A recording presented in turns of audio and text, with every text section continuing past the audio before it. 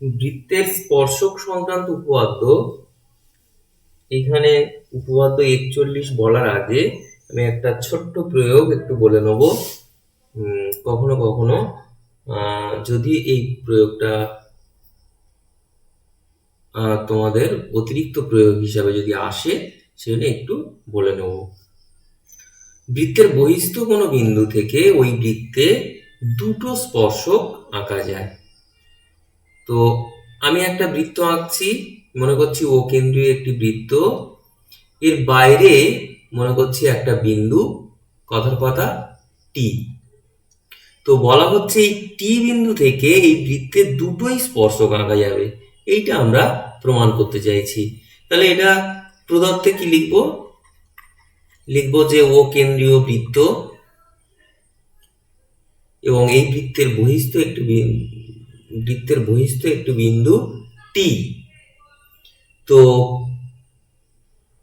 আমাদের এই প্রমাণ করতে হবে, প্রামাণ্য লিখব যে প্রমাণ করতে হবে যে টি বিন্দু থেকে এই বৃত্তের দুটি স্পর্শক আঁকা যাবে। এবার অঙ্কন, কি অঙ্কন করছি খেয়াল করো। প্রথমে ওটি যোগ করে দেব, তো তারপর এই ওটিকে সমান দুভাগে ভাগ করব। মনে করো সমান দুভাগে ভাগ করলে এইখানে আমি পাচ্ছি, কথার কথা পি বিন্দু পাচ্ছি, ওটির মধ্যবিন্দু। এই পি বিন্দুকে কেন্দ্র করে একটি বৃত্ত অঙ্কন করব। খেয়াল করো, এই পি বিন্দুকে কেন্দ্র করে যদি একটি বৃত্ত অঙ্কন করি, সেই বৃত্তটি আমাদের ও কেন্দ্রীয় বৃত্তকে দুটি জায়গায় ছেদ করে যাচ্ছে, কথার কথা এ আর বি বিন্দুতে ছেদ করে যাচ্ছে। আমি এগুলো লিখছি না, বইয়ে লেখা আছে, আমি জাস্ট তোমাকে একটু বলে দিচ্ছি, শুনে নাও। আমি উপপাদ্যটা লিখব। তো আমি কি বললাম না, এই পি বিন্দুকে কেন্দ্র করে একটি বৃত্ত এঁকেছি, যে বৃত্তটি ও কেন্দ্রীয় বৃত্তকে এ আর বি বিন্দুতে ছেদ করেছে। এখন কি করছি, ও এটি, ও বি এবং বিটি, এগুলো আমি যোগ করে দিচ্ছি। এইবার প্রমাণে আসছি।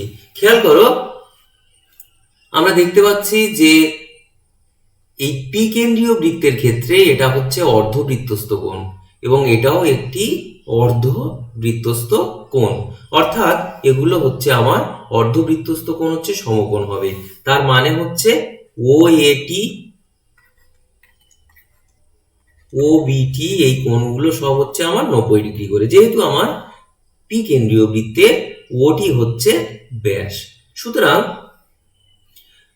আমরা জানি, এর আগে পড়েছিলাম উপপাদ্য, যে যদি কোনো একটি বৃত্তের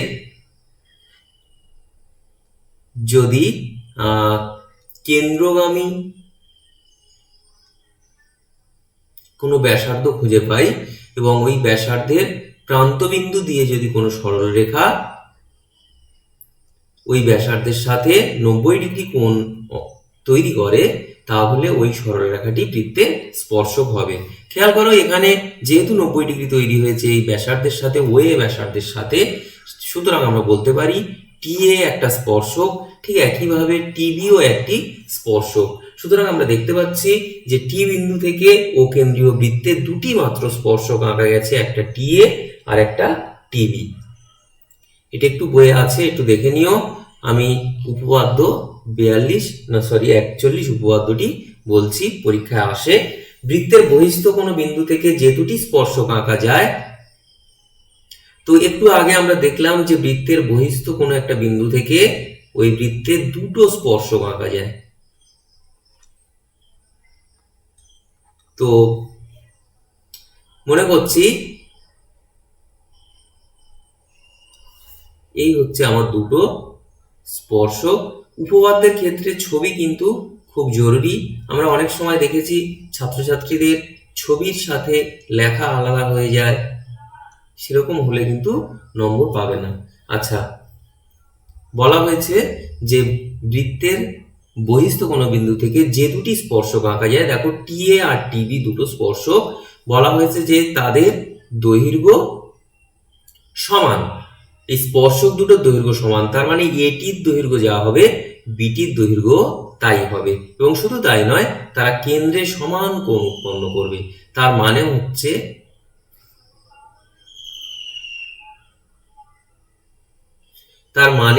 আমি একটু দেখিয়ে দিই, এই ওটি যোগ করা হবে, ওয়েও যোগ করতে হবে এবং ওবিও যোগ করতে হবে। আমাকে প্রমাণ করতে বলা হয়েছে এই কোণটা যা হবে এই কোণটাও তাই হবে। তাহলে দুটো প্রমাণ, একটা হচ্ছে টি এ সমান টিবি, আর একটা হচ্ছে ও এ ও টি কোণ আর বি ও টি কোণ, এই দুটো সমান প্রমাণ করতে হবে। তো আমরা প্রদত্তে কি লিখবো? আমাদের প্রদত্তে কি দেয়া আছে একটু ভালো করে দেখে নাও, লাইনটা পড়ো। বৃত্তের বহিস্থ কোনো বিন্দু থেকে যে দুটি স্পর্শক আঁকা যায়, অঙ্কন করা যায়, তাদের স্পর্শ বিন্দু দুটির সঙ্গে বহিস্থ বিন্দুর সংযোজক সরলরেখাংশ, তার মানে এটি আর বিটি, এই দুটো দৈর্ঘ্য সমান। তো আমি এখান থেকে তাহলে দেখে দেখে লিখব। প্রদত্তে আছে ও কেন্দ্রীয় একটি বৃত্ত। বৃত্তের, দেখো কোনো বৃত্ত বলতে গেলে তার কেন্দ্র নিয়ে উল্লেখ করে বলতে হয়। বৃত্তের বহিস্থ একটি বিন্দু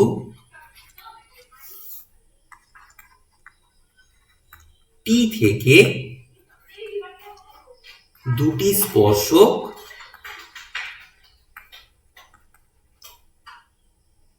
টিএ ও টিবি, বেশ এইটুকুই দেয়া আছে। এবার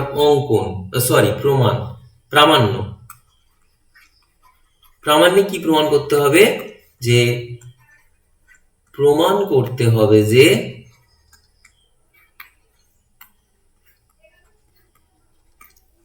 এই যে এখানে লেখা আছে, দেখো এই যে তাদের স্পর্শ বিন্দু দুটির সঙ্গে বহিস্থ বিন্দু সংযোজক সরলরেখাংশ দুটির দৈর্ঘ্য সমান। তাহলে লিখবো, একবারেই লিখি না, স্পর্শক দুটির দৈর্ঘ্য সমান। স্পর্শক দুটির দৈর্ঘ্য সমান, অর্থাৎ টি এ সমান টিবি এটা, এবং তারা কেন্দ্রে সমান কোণ উৎপন্ন করে।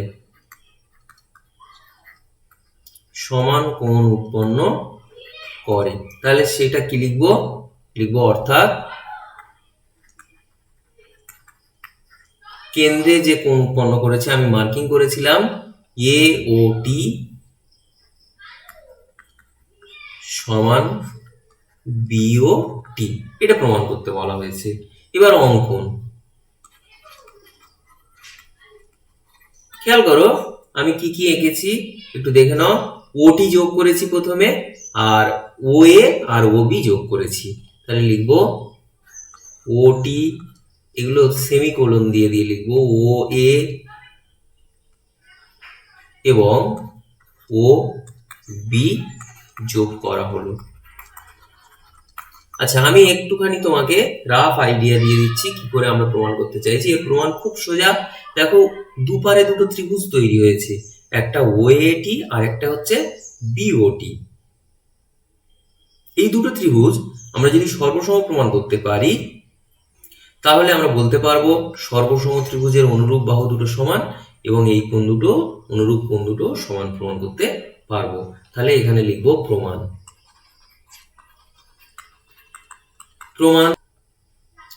তাহলে ত্রিভুজ, একটু ছবিতে আমি দেখে নিচ্ছি, ও এটি ও ত্রিভুজ ও বিটি এর, খেয়াল করে একটা তো সাধারণ বাহু রয়েছে, সেটা প্রথমে লিখে নিই। ওটি হচ্ছে সাধারণ বাহু,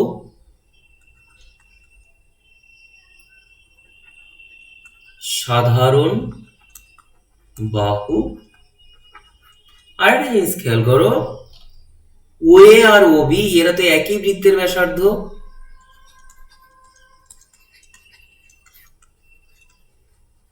একই বৃত্তের ব্যাসার্ধ। তাহলে দুটো করে জিনিস আমি পেয়ে গেছি। এইবার আরেকটা কি দরকার দেখো, খেয়াল করো। তাহলে এই এই এই দুটো হচ্ছে সমান, কারণ একই বৃত্তের ব্যাসার্ধ। এই কোণটা কিন্তু 90 ডিগ্রি, এই কোণটা কিন্তু 90 ডিগ্রি, যেহেতু স্পর্শক তাহলে হচ্ছে 90 ডিগ্রি হবে। তাহলে ও এটি কোণ সমান ও বিটি, কেন? প্রত্যেকে সমকোণ। যদি কেন সমকোণ যদি মনে করো, তাহলে আরেকটু লিখে দাও, যেহেতু এ বিন্দুতে টি এ স্পর্শক ও ও এ স্পর্শ বিন্দুগামী ব্যাসার্ধ। আমাদের এর আগের উপপাদ্য ছিল স্পর্শ বিন্দুগামী ব্যাসার্ধ এটা, এবং পরেরটাও লিখতে পারো, বি বিন্দুতে, যেহেতু বি বিন্দুতে টিবি স্পর্শক, আর কি আছে,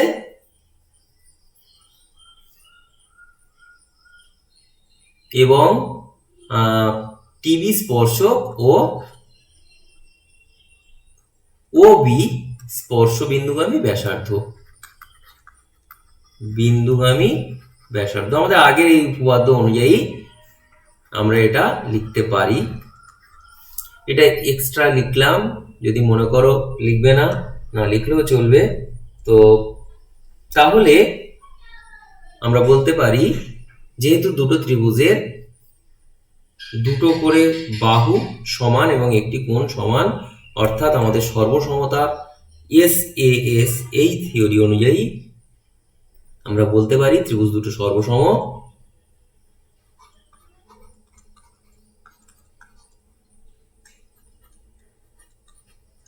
বা RHS এই সূত্রানুযায়ী, RHS মানে হচ্ছে রাইট অ্যাঙ্গেল, এই সূত্রানুযায়ী আমাদের ত্রিভুজ দুটো সর্বসম। তাহলে আমরা বলতে পারি যে অতএব TA সমান TB সর্বসম ত্রিভুজের অনুরূপ বাহু,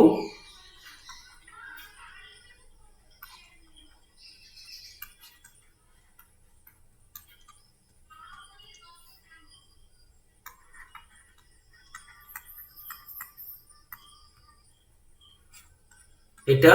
এবং শুধু তাই নয়, ওই কোণ দুটো, যে কোণ দুটো আমার সমান প্রমাণ করতে বলেছিল, তাহলে AOT সমান BOT সর্বসম ত্রিভুজের অনুরূপ কোণ, সর্বসম ত্রিভুজের অনুরূপ কোণ। তাহলে প্রমাণ হয়ে গেল। এর প্রমাণ কিন্তু খুব সোজা প্রমাণ।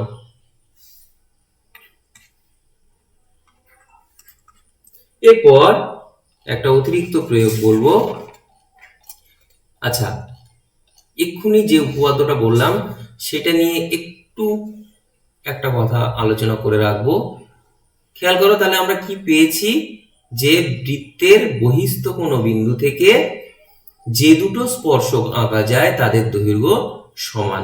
মনে করো তোমাকে বলা হলো বৃত্তের ব্যাসার্ধের দৈর্ঘ্য 5 সেন্টিমিটার, বলা হলো বৃত্তের কেন্দ্র থেকে 13 সেন্টিমিটার দূরে একটি বিন্দু রয়েছে, ওই বিন্দু থেকে বৃত্তের স্পর্শকের দৈর্ঘ্য কত হবে।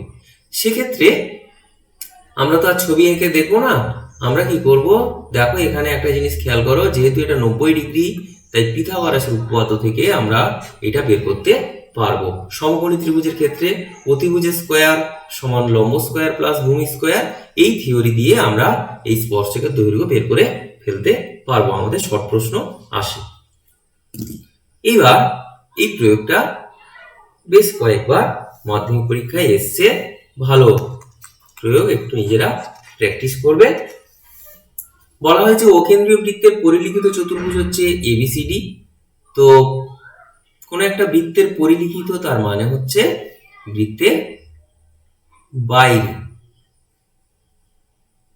দেখো এইভাবে রয়েছে, পরিলিখিত একটা চতুর্ভুজ রয়েছে।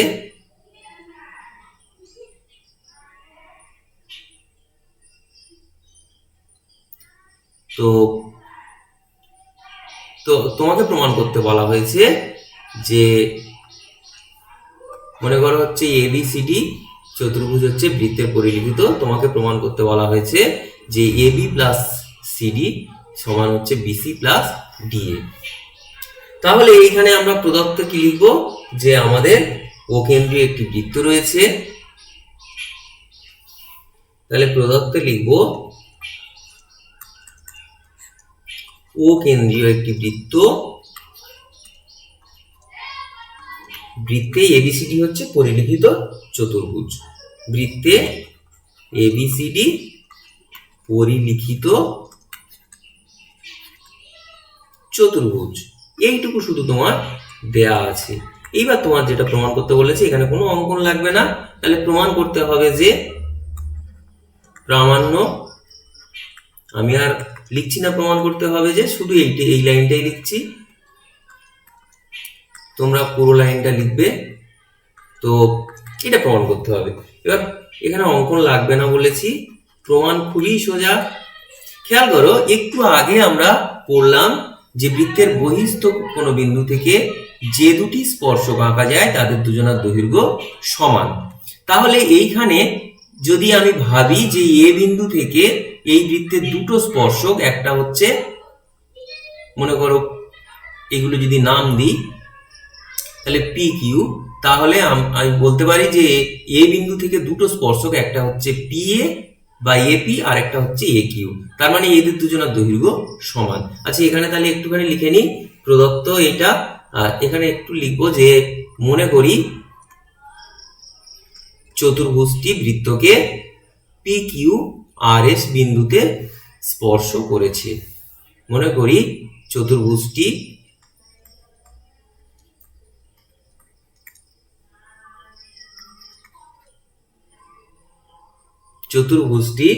বৃত্তটিকে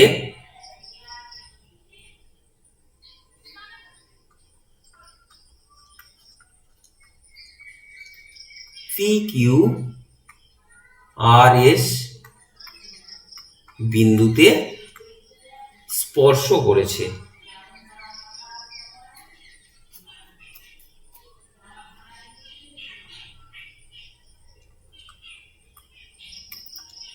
আরো ভালো হতো যদি আমি এরকম লিখতাম, মনে করি, আচ্ছা আমার নামগুলো একটু উল্টে গেছে, যেখানে এবি আছে সেখানে আমি পি দিই, কারণ শুরু হয়েছে এবি দিয়ে। তাহলে আরো ভালো হতো যদি আমি বলতাম যে এবি বাহুটি বৃত্তটিকে পি বিন্দুতে, বিসি বাহুটি বৃত্তটিকে কিউ বিন্দুতে, সিডি বাহুটি বৃত্তটিকে আর বিন্দুতে, ডিএ বাহুটি বৃত্তটিকে এস বিন্দুতে স্পর্শ করেছে। নিজেরা এইভাবে লিখবে, আমি হয়তো লিখলাম না, এইভাবে লিখবে তাহলে আরো ভালো হবে। এবার তাহলে প্রমাণে কি লিখবো, যে ও কেন্দ্রীয় বৃত্তে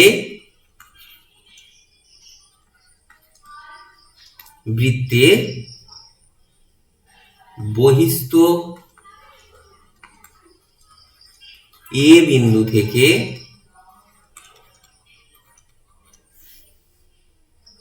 এপি ও এ কিউ দুটি স্পর্শক। তাহলে লিখতে পারি অতএব এপি সমান এ কিউ। বেশ, এটা পেলাম, এটাকে 1 নম্বর দাগ দিচ্ছি। ঠিক একইভাবে আমরা বলতে পারি, একইভাবে বি বিন্দু থেকে দুটো স্পর্শক, একটা হচ্ছে বিপি আর একটা, আমি এখানে ভুল লিখেছি, এপি আর এএস,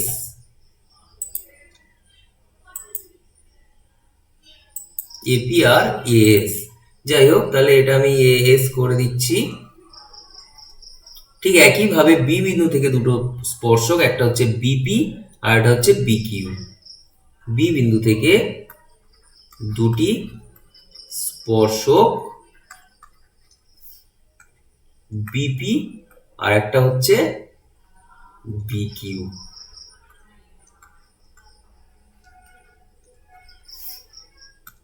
তাহলে এটা হচ্ছে আমি 2 নম্বর দাগ দিলাম। আর একটা হচ্ছে সি বিন্দু থেকে দুটো স্পর্শক সি আর সি কিউ। সি বিন্দু থেকে দুটি স্পর্শক সি আর একটা হচ্ছে সি, একটু দেখে লিখি, সি আর সি কিউ। তাহলে আমি বলতে পারি সি আর সমান হচ্ছে সি কিউ এবং ডি বিন্দু থেকে দুটি স্পর্শক, ডি বিন্দু থেকে কি কি আছে একটু দেখে নি, ডিআর আর ডিএস। ডিআর ও ডিএস লিখবো, অতএব ডিআর সমান ডিএস। এটাকে মনে করো আমি এগুলোকে নম্বর দিয়ে রাখি। তাহলে এটাকে মনে করছি 3 নম্বর দাগ দিচ্ছি, এটা মনে করো 4 নম্বর দাগ দিচ্ছি। এইবার লিখবো এখন আমাকে যেটা প্রমাণ করতে বলেছে সেইটাই আসি। আমাকে প্রমাণ করতে বলেছে কি, এবি প্লাস সিডি। আচ্ছা, এবি সমান আমি কি লিখতে পারি, এবি সমান খেয়াল করো এপি প্লাস বিপি লিখতে পারি। মাঝখানে পি বিন্দু আছে, তাহলে এপি প্লাস বিপি। ঠিক একইভাবে সিডি সমান কি লিখতে পারবো, সিডির মাঝখানে কি বিন্দু আছে, আর বিন্দু। তাহলে সিডি সমান বলতে পারি ডিআর আর একটা হচ্ছে সিআর, ডিআর আর সিআর প্লাস সিআর হয়ে গেল। এখন আমাকে প্রমাণ করতে হবে বিসি। বিসি মানে হচ্ছে আমার যেখানে বিপি আছে সেখানে বিকিউ লিখতে হবে, আর যেখানে এপি আছে সেখানে এএস লিখতে হবে। আমার এটা হচ্ছে 1 নম্বরে আছে, খেয়াল করো এপির জায়গায় এএস এটা 1 নম্বরে, আর বিপির জায়গায় বিকিউ এটা হচ্ছে 2 নম্বরে আছে।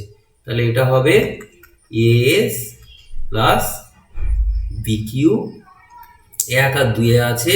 আর ডিআর এর জায়গায় কি লিখবো, ডিএস এটা 4 নম্বরে রয়েছে, আর সিআর এর জায়গায় কি আছে, সিকিউ। আমি সবগুলো চেঞ্জ করেছি। এগুলো কোথা থেকে লিখেছি, 1 2 3 4 থেকে। এখন খেয়াল করো এএস এর সাথে কোনটা নিলে হয়ে যাবে। খেয়াল করো তুমি এখানে দেখতে পাচ্ছ এএস এর সাথে নেবো ডিএস, নিলে আমার এডি হবে। তাহলে এএস আর ডিএস একসাথে লিখবো। আচ্ছা, তাহলে বাকি দুটো একসাথে লিখলেই হবে। তো এস প্লাস ডিএস মানে হচ্ছে এডি বা ডিএ, একই কথা। আর বিকিউ প্লাস সিকিউ, একটু ছবিতে দেখি, বিকিউ প্লাস সিকিউ মানে হচ্ছে বিসি। দেখো তোমাকে এইটাই প্রমাণ করতে বলা হয়েছিল। খুব সোজা প্রমাণ, একটু নিজেরা ভালো করে এটা দেখবে।